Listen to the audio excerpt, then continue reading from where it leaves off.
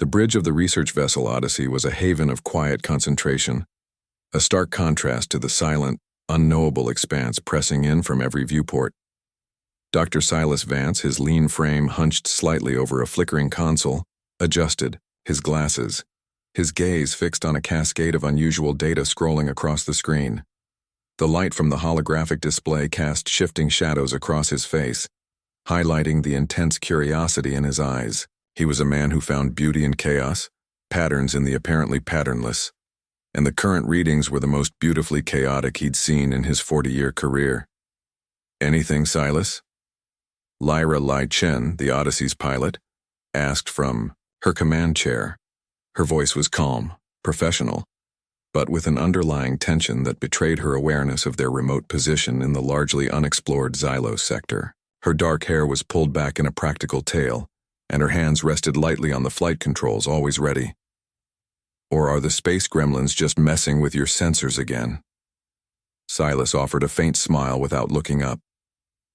"If they are, they've certainly outdone themselves. The gravimetric distortions are lyrical, and these energy signatures are off any known scale." He gestured towards the main forward viewport, where a distant, almost imperceptible shimmer was beginning to coalesce against the backdrop of star-dusted black. "Visual confirmation?" Kenji Tanaka, the youngest member of the crew and their communications and xenolinguistics specialist, leaned forward at his station, his brow furrowed. "Magnifying now, Doctor. There's something, like heat haze over a desert but in space, and it's big. Very big." On the main screen the image resolved. It was a vast ethereal curtain of light, miles across, that seemed to twist and fold in on itself in impossible geometries. Hues of violet, emerald, and incandescent gold pulsed slowly within its depths, creating a mesmerizing, almost hypnotic, effect.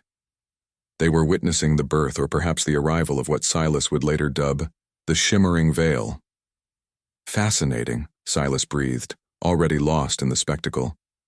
"Lyra, can we move in for a closer look?" Cautiously, of course. Lyra's expression was one of practiced skepticism. "Cautiously is my default setting out here, Silas, especially when things look like they're violating several known laws of physics before breakfast." Despite her words, her fingers danced over the controls, and the Odyssey responded with a gentle hum, nudging forward through the void. As they drew nearer, the veil loomed larger, a silent, impossible titan of light and energy. The ship's internal lights flickered intermittently. A coffee bulb on Kenji's console, moments before secured by its magnetic clamp, suddenly unclipped and drifted lazily sideways, defying the ship's artificial gravity, before clattering to the deck. "Okay, that's new," Kenji said, his voice a mix of apprehension and excitement as he retrieved the bulb. "Short-range sensors are going haywire. It's like the veil is actively distorting local space-time." "Not just distorting," Silas mused, his eyes alight with an almost fervent gleam. "It's playing with it. Look at the energy patterns, they're not random. There's a structure there, something complex and elusive." He tapped a series of commands into his console, trying to isolate the strange, rhythmic pulses he was detecting beneath the overwhelming energy signature of the veil. Lyra kept her focus on her piloting, her gaze sweeping between her instruments and the increasingly dominant presence of the veil in the viewport. "Structure or not, I'm getting some weird feedback on the drive controls. Nothing critical, but it feels like we're flying through molasses one second and greased lightning the next." "It's beautiful, isn't it?" Kenji murmured, more to himself than the others, captivated by the shifting colors. "Like a living aurora." Suddenly, the veil pulsed, a silent detonation of intense chaotic light that washed over the Odyssey. Alarms blared for a microsecond and then cut out. The ship's internal lighting strobed violently, then settled back to normal. For a breathless moment, the three humans stared at the veil, which now seemed to shimmer with an even greater, more active and unpredictable intensity. Silas Vance finally broke the silence, a wide, almost boyish grin spreading across his face. "Magnificent, utterly magnificent." Lyra, however, was already running diagnostics, her expression grim. "Magnificent it may be, Silas, but I think it just noticed us. and I'm not entirely sure it's pleased to make our acquaintance." The veil outside seemed to writhe, a colossal, unknowable entity that had just awakened to their tiny presence. The aftermath of the veil's luminous pulse left an uneasy stillness on the Odyssey's bridge. The ship's systems had stabilized quickly, a testament to robust human engineering, but the unsettling encounter lingered. Over the next hour, the glitch effects intensified. Gravity would momentarily dip, sending loose items on a gentle upward drift before artificial G reasserted itself with a subtle lurch. Communications with distant relay beacons became a garbled mess of static and phantom signals. Lyra reported unsettling visual mirages at the periphery of the main view screen, fleeting glimpses of starscapes that didn't match their charts, or the Odyssey's own hull seeming to ripple like water. "It's definitely not random," Silas declared, pointing to a complex swirling pattern on his analysis screen. The veil's energy output, while chaotic, was showing repeating motifs, almost like a fractal unfolding in real time. "There's a deep structure here, Lyra, Kenji. Something akin to an emergent system, but on a scale we've never imagined." "Emergent or not, it's making my teeth itch," Lyra muttered, her hands never straying far from the helm. She expertly compensated for a sudden localized time distortion that made her console clock flicker erratically for a few seconds. "And it's definitely getting more active the closer we maintain station." Kenji, meanwhile, was trying to filter a coherent signal from the background radiation. "I'm picking up, well, it's not exactly a signal, more like a resonance. The veil seems to be reacting to our ship's energy signature, almost curiously." Before Silas could respond, to Kenji's intriguing observation, a new alarm, sharp and insistent, cut through the bridge. "Unidentified vessel decloaking bearing 090 Mark 5, Lyra announced, her voice tight. "And it's big, military grade by the energy signature." On the main screen, a section of seemingly empty space shimmered, then tore open as if a dark predator was emerging from a dimensional fold. The ship that solidified there was a behemoth of sharp angles and obsidian dark plating, bristling with sensor arrays and what looked suspiciously like heavy weapon emplacements. It dwarfed the Odyssey, exuding an aura of cold, implacable power. Its hull bore the distinct severe markings of the Cathar Dominion. "The Cathar," Silas breathed, a note of apprehension entering his voice. The Cathar were one of the oldest and most technologically advanced species in the known galaxy, renowned for their unyielding logic, their vast fleets, and their general intolerance for anything they deemed a threat to galactic order. "They're hailing us," Kenji reported, his fingers flying across his console. "Audio only. Commander Grok of the Cathar warship Vindicator." On screen, "Kenji," Silas instructed, straightening his tunic.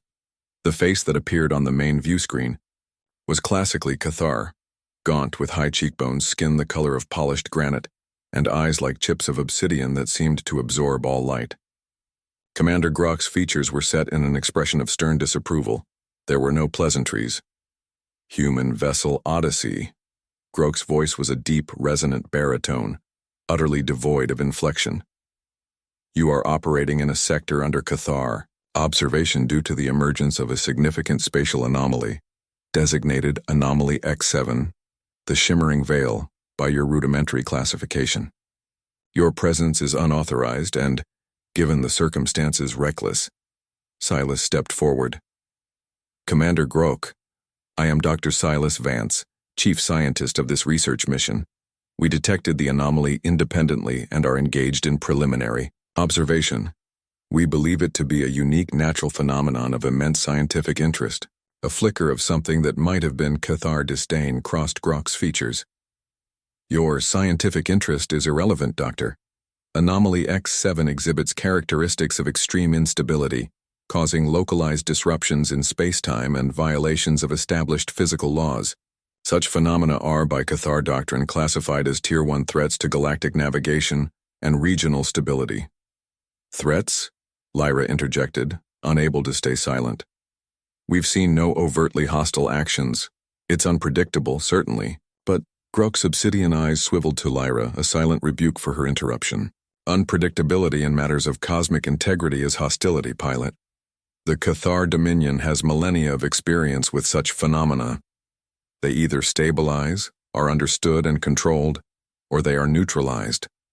This anomaly shows no signs of stabilization, and its complexity currently defies immediate logical comprehension. His gaze returned to Silas. Therefore, the Vindicator is tasked with its containment and, if necessary, its complete eradication. You will withdraw your vessel from this sector immediately. Silas felt a chill. Eradication? Commander, with respect, that would be a catastrophic loss. The Veil may hold secrets to the very fabric of the universe. We are already detecting patterns, possible signs of complex reactivity. Your patterns are likely misinterpretations of chaotic energy, human, Grok stated flatly. Wishful thinking in the face of the incomprehensible. The Cathar deal in certainties. The certainty here is risk. Unless your vessel can provide, within one standard rotation, definitive proof that Anomaly X7 is benign, controllable, or possesses predictable non-threatening behavior, we will proceed with neutralization protocols. One standard rotation. 24 Terran hours. Lyra clenched her jaw, her knuckles white on the armrests of her chair. Silas felt a surge of desperation. To destroy something so magnificent, so unknown, was an act of galactic vandalism. Commander, Silas began, trying to keep his voice even, we request permission to continue our observations under your supervision. We believe we can demonstrate the Veil's non-hostile nature, perhaps even its potential for... Your request is denied. Grok cut him off. Your vessel is a variable we do not require. Withdraw, or you will be escorted. The threat hung heavy in the air, the implication of the Vindicator's firepower unmistakable. The Cathar commander's image blinked out, leaving the Odyssey's crew in a stunned, angry silence, the Shimmering Veil pulsing enigmatically outside, and the cold shadow of the Cathar warship a palpable weight upon them. The Vindicator hung in space like a judgment, its dark silhouette a constant reminder of the Cathar's ultimatum. Though Grok had ordered them to withdraw, the Cathar ship hadn't made any aggressive moves to enforce it immediately, clearly expecting the humans to comply. Silas, however, had no intention of abandoning the Veil. He'd instructed Lyra to maintain their current position, a calculated risk. Every minute was precious. They're watching us, of course, Lyra said, her gaze flicking to the Cathar vessel, on the tactical display. Probably scanning every particle we vent. One wrong move, Silas. We won't make any, Silas replied, though his confidence felt like a thin veneer over a core of anxiety. He turned his back on the imposing image of the Vindicator, focusing instead on the Veil. Conventional sensor arrays were proving frustratingly inadequate, like trying to capture the complexity of a symphony with a single primitive microphone. The Cathar approach is too rigid.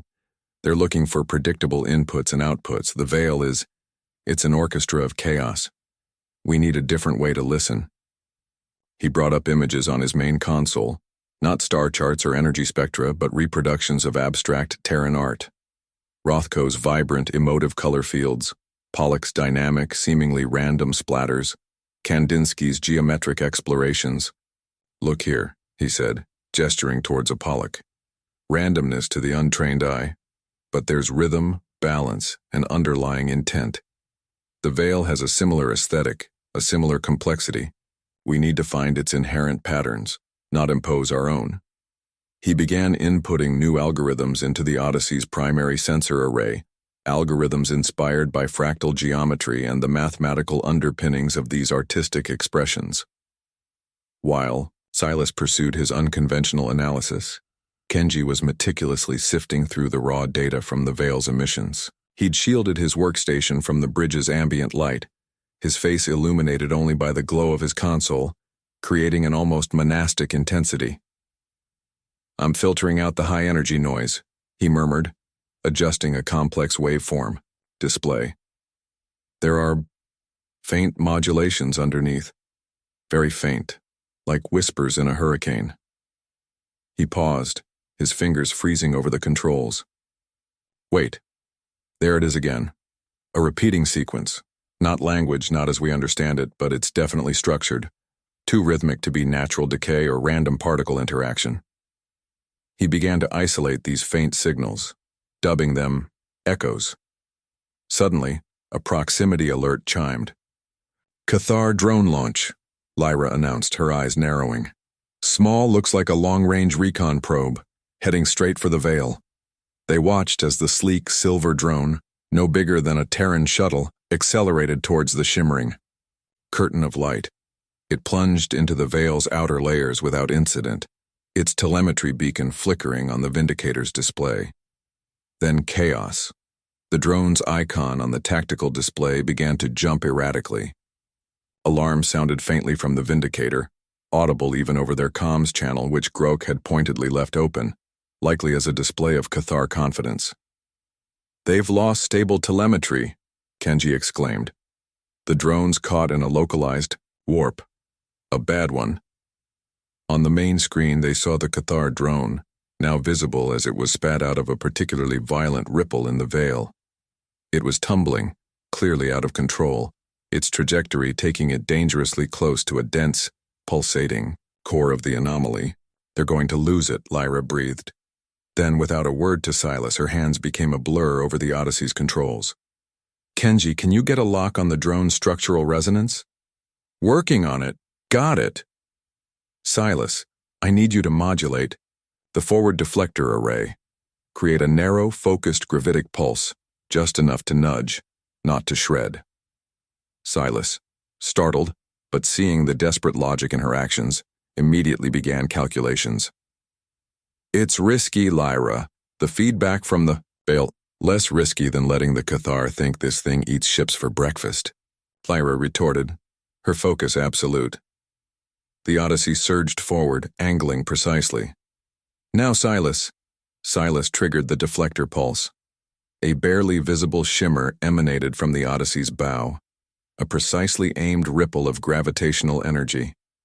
It connected with the tumbling Cathar drone, not arresting its wild spin, but subtly altering its trajectory, nudging it away from the Veil's dangerous core and onto a slightly more stable, if still uncontrolled, path.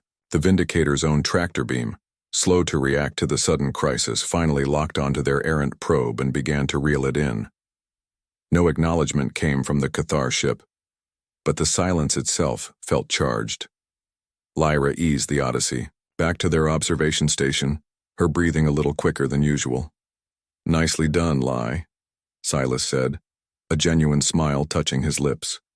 "A very human solution. Just didn't want them to have another excuse to blow this thing to bits," she replied, though a hint of pride warmed her tone.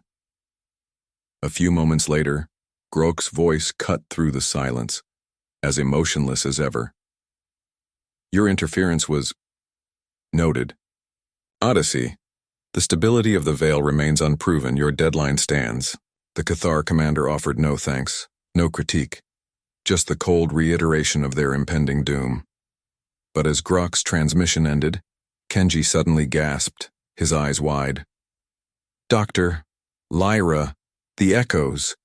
When you fired that deflector pulse, and when the Veil reacted to the Cathar drone, I got a much clearer pattern. It's stronger, more defined. It's almost like the Veil noticed what we did. Like it's responding not just to energy, but to intent." On his screen, a complex, rhythmic series of spikes and troughs danced, clearer and more sustained than anything they had detected before. It was still alien, still profoundly strange, but for the first time, it felt less like a random whisper and more like a deliberate, albeit incomprehensible, utterance. The deadline loomed, but a fragile thread of hope had just appeared in the Shimmering Veil. The pressure of Grok's deadline was a palpable weight on the Odyssey's bridge. Less than 20 hours remained. Every scan, every calculation, every fleeting insight was measured against the ticking clock held by the silent, menacing Cathar. Warships Silas Vance and Kenji Tanaka worked with a focused intensity that bordered on obsession. The clearer echoes Kenji had detected following Lyra's daring drone assist were a tantalizing clue, but deciphering their meaning Felt like trying to understand a hurricane by listening to a single drop of rain.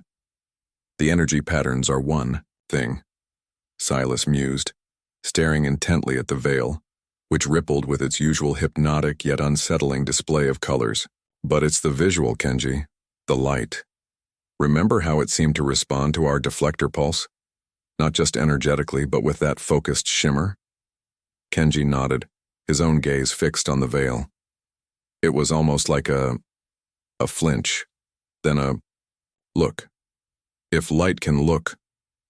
Precisely, Silas exclaimed, snapping his fingers. The Cathar are looking for radio waves, particle emissions, conventional signals. But what if the veil's primary expression is visual? What if these colors, these intensities, are more than just byproducts of its energy? What if they are the language? It was a leap, bordering on the poetic rather than the strictly scientific, but it resonated with Silas's deep appreciation for art as a form of communication. He recalled his abstract paintings, how color and form conveyed emotion and meaning beyond words. The echoes you picked up, Kenji, Silas continued, his voice quickening with excitement. Do they correlate with any specific chromatic shifts in the veil? Even minor ones?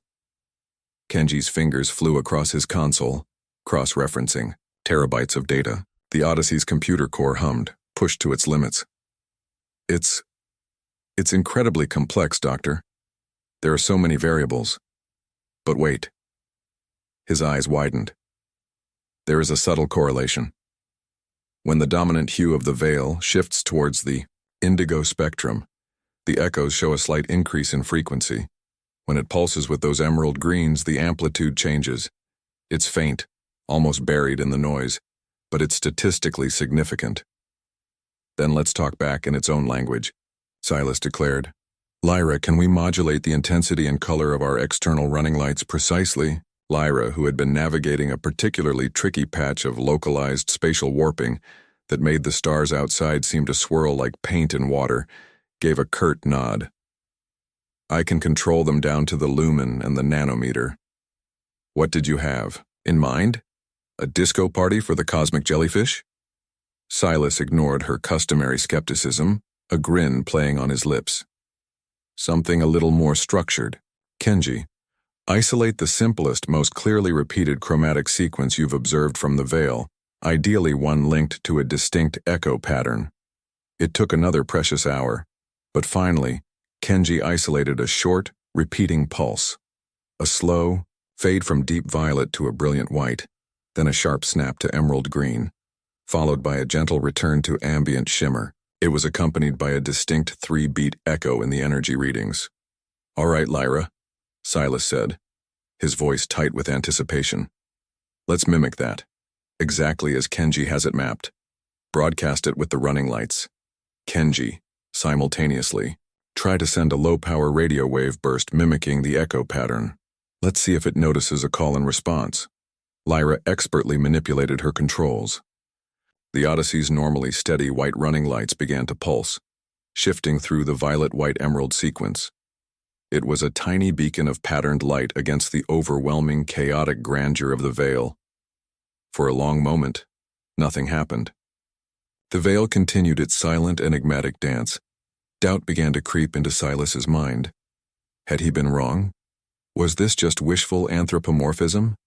Then, Kenji gasped, Doctor, look! Directly in front of the Odyssey, a section of the veil, perhaps a mile across, suddenly stilled its chaotic roiling. The myriad colors within that section coalesced, then with breathtaking clarity, pulsed the exact violet-white emerald sequence they had just broadcast. It was larger, more intense, but undeniably a direct mimicry.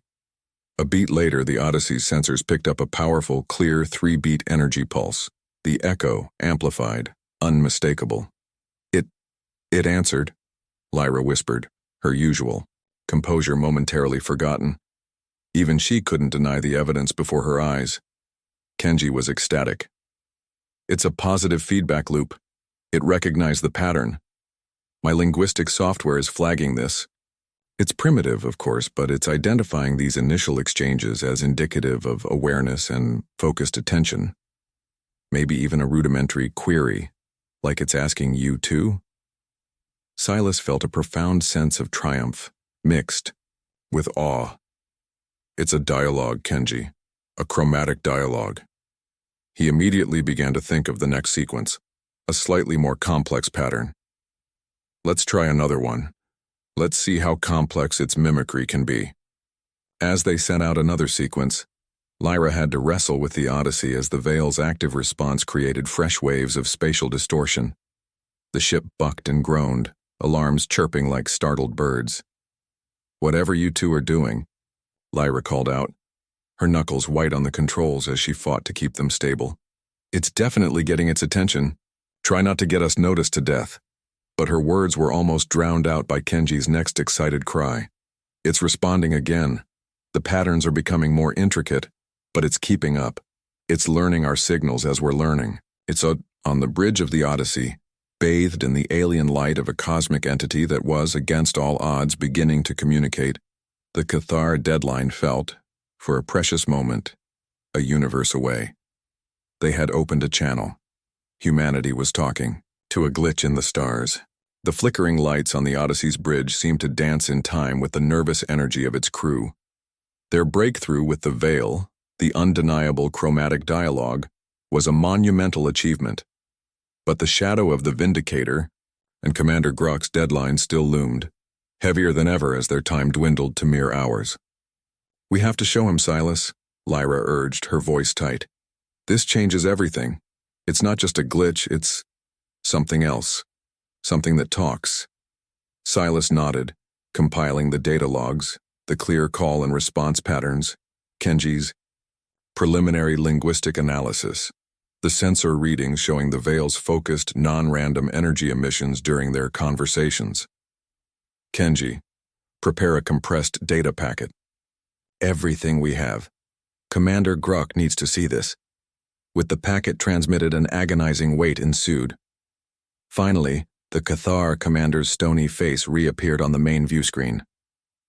"We have received your compilation, Dr. Vance," Grok began, his voice as devoid of warmth as the vacuum of space. "Commander," Silas said, trying to keep the desperation from his tone, "the data is unequivocal. The Shimmering Veil is responsive. It's demonstrating an ability to recognize patterns, to mimic, to engage in a rudimentary form of communication. This isn't random chaotic energy, this is potential. Perhaps even a nascent form of consciousness." Grok's obsidian eyes remained unreadable. "The data shows patterns of mimicry, yes. It shows a reaction to your vessel's emissions. This could be interpreted in multiple ways, Doctor. A complex echo effect. A sophisticated defense mechanism. A lure."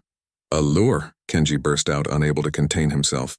"Commander, its responses are consistent, almost inquisitive." Grok's gaze shifted to Kenji, cold and dismissive. "Your anthropocentric interpretations are noted, Specialist Tanaka, and discarded.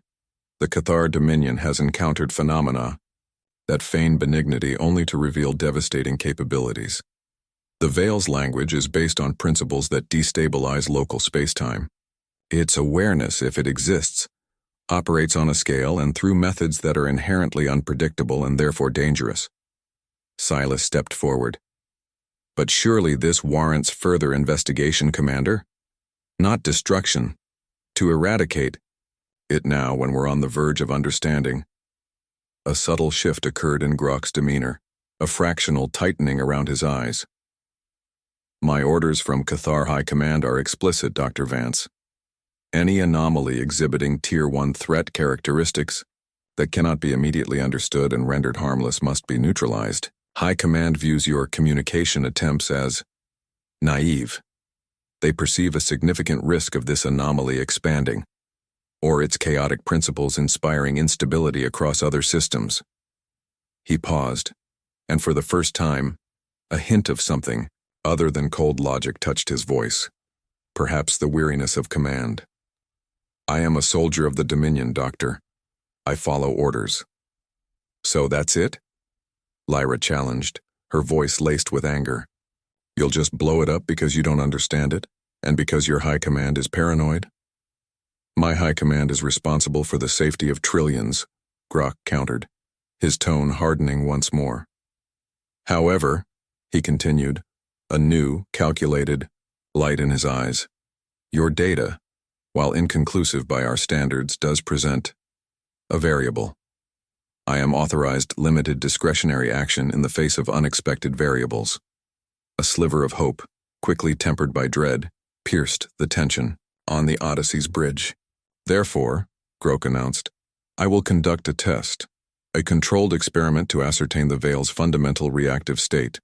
The Vindicator will fire a precisely calibrated low-power disruptive graviton pulse into the periphery of the anomaly. Quadrant Gamma 7, well clear of your vessel. If the Veil reacts with overt aggression, uncontrolled energy discharge, or significant spatial destabilization beyond predictable parameters, my orders to neutralize will be executed immediately. If its reaction is minimal, or within parameters I deem non-escalatory, I may be able to argue for a temporary suspension of the neutralization order to allow for further, more controlled, Cathar-led observation. Silas felt his blood run cold. Commander, no. That's needlessly provocative. You risk triggering the very reaction you fear. The Veil has been responsive to our gentle overtures. A graviton pulse, no matter how low power by your standards, could be interpreted as an attack. That is the purpose of the test, Doctor, Grok stated, his expression implacable. To determine its baseline response to a stimulus that is not a sequence of flashing lights. The universe is not always gentle. We must know its true nature, not the one it presents to a curious child. He glanced at a console off-screen. The test will commence in 1 standard hour. I suggest you use that time to move your vessel to a safe distance. The Vindicator will take no responsibility for collateral damage if you remain in close proximity. The Cathar commander's image vanished, leaving the human crew in stunned disbelief. He can't be serious, Kenji exclaimed. He's going to poke it with a very big, very dangerous stick. Lyra slammed her fist onto her armrest. Of all the arrogant, blockheaded, he'll destroy it, or worse, make it fight back. Silas stared at the shimmering veil, its beautiful, enigmatic colors now seeming incredibly fragile. 1 hour. 1 hour to prevent a galactic superpower from potentially igniting a war with a cosmic unknown, or simply obliterating a wonder beyond their comprehension. The taste of their earlier triumph turned to ash in his mouth. The hour granted by Commander Grok evaporated like mist in a vacuum. On the bridge of the Odyssey, the mood was grim. They had transmitted frantic arguments, detailed further data on the Veil's consistent, non-aggressive responses to their chromatic signals, even philosophical pleas for caution. All had been met with stony silence from the Vindicator. Now the Cathar warship was visibly powering its primary graviton emitter, a sinister blue-white energy coalescing around its forward weapon array. 15 minutes to firing, Lyra announced, her voice flat, her gaze fixed on the Cathar ship. All our hails are being ignored. He's really going to do it. Kenji slumped in his chair, defeated.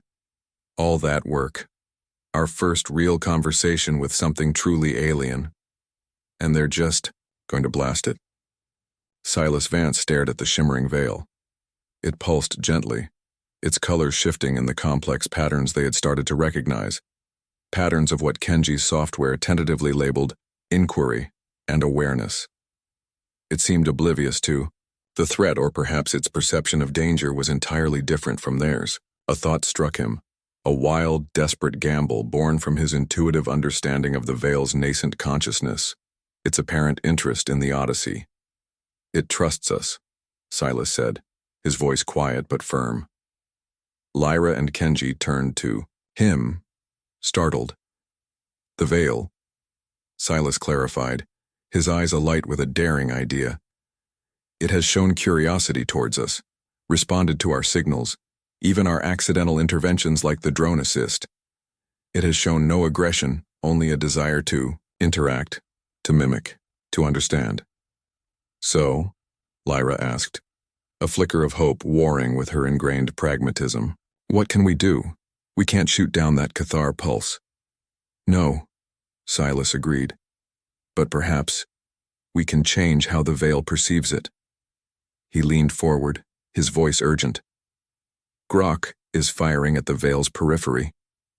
What if we position the Odyssey, not directly in the path of the blast, but close to the intended impact point, between the Cathar weapon and the Veil's main body, close enough that the Veil perceives the pulse as a direct threat to us, the entity it has been talking to?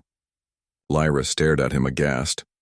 Are you insane, Silas? We'd be vaporized or caught in the crossfire if the Veil does lash out.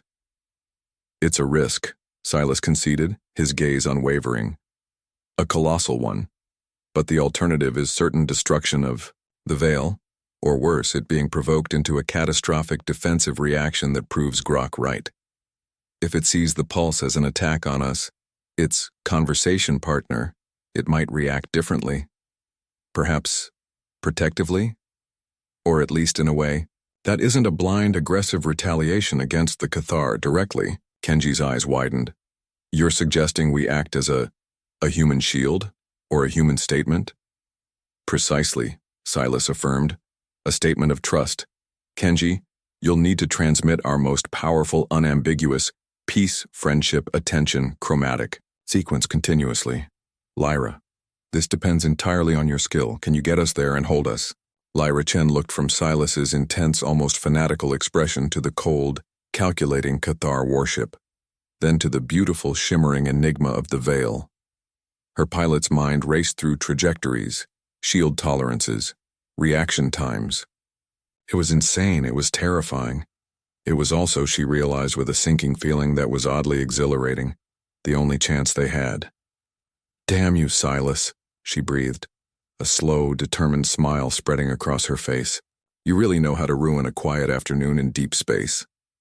Her hands flew across the controls, the Odyssey's engines flaring to life. Strap in, boys. We're about to gatecrash a Cathar weapons test. 5 minutes to firing, Kenji called. Out. His fingers already a blur as he programmed the chromatic sequence into the ship's external emitters. The Odyssey surged forward, a tiny silver dart against the vastness of space.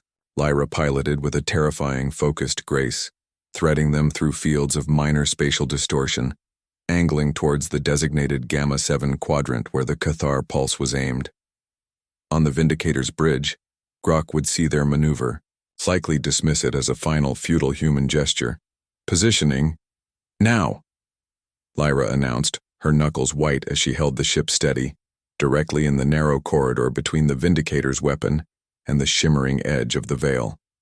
The Odyssey's lights pulsed their message of peace, a desperate beacon.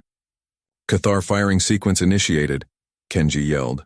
From the Vindicator, the graviton pulse erupted, a blinding lance of focused energy, screaming through the void. For a horrifying instant, it seemed aimed directly at the Odyssey. Then, in the microsecond before the pulse would have struck the Veil, the Anomaly reacted. It wasn't an explosion. It wasn't a violent discharge. The section of the Veil closest to the Odyssey and the incoming Cathar pulse suddenly intensified, its colors flaring to an impossible brilliance.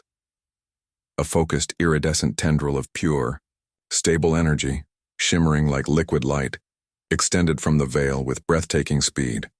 It didn't attack. It enveloped. The Odyssey found itself cocooned within this tendril, a soft, protective bubble of alien light. The fringe energies of the Cathar graviton pulse washed over the cocoon, deflecting harmlessly, causing only a gentle ripple in the light shield. The main devastating force of the pulse struck not the Odyssey, but the extended shield of the Veil itself. The Veil didn't retaliate. It absorbed. The Cathar pulse vanished into its depths in a cascade of complex, breathtakingly beautiful light patterns, like a stone dropped into a cosmic ocean of energy. Then, as quickly as it had formed, the protective tendril around the Odyssey receded, a lingering warmth against their shields. The Veil returned to its previous state of calm, inquisitive shimmer, its gaze now seemingly focused entirely on the small human ship it had just unequivocally protected. On the bridge of the Odyssey, stunned silence reigned. Lyra was gripping her controls, her chest heaving. Kenji stared, speechless, tears streaming down his face. Silas Vance simply smiled, a look of profound wonder and vindication on his face. Humanity had placed its trust in the unknown, and the unknown had answered with an act of impossible grace. The silence on the Odyssey's bridge was broken only by the soft, almost reverent hum of the ship's systems and the ragged breathing of its crew. Outside, the Shimmering Veil pulsed gently, its colors now softer, more harmonious than before. The Cathar warship, the Vindicator, hung motionless, a dark specter against the stars, its previously menacing graviton emitter now inert and somehow diminished. A full minute passed before Kenji Tanaka found his voice, his words choked with, "Ocean. It protected us, it understood. The Cathar fired and it protected us."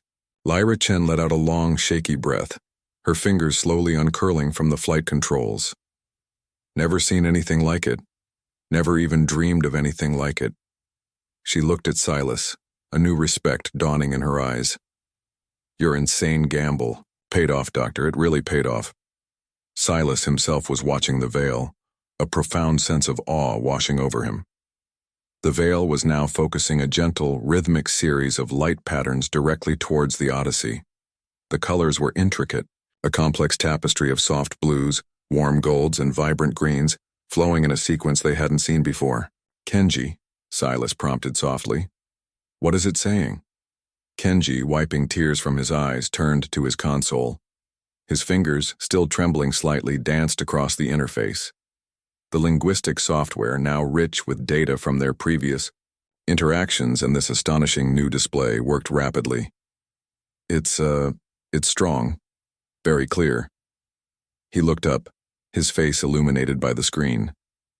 "The primary concepts are gratitude, affirmation, and query continue interaction. It's thanking us and asking if we want to keep talking."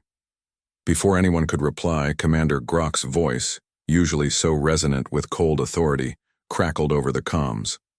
This time it was strangely subdued, almost hesitant. "Human vessel Odyssey. Report." What just transpired?" Silas took a deep breath, straightening to his full height. He faced the comms panel, though he knew Grok was likely watching them on visual.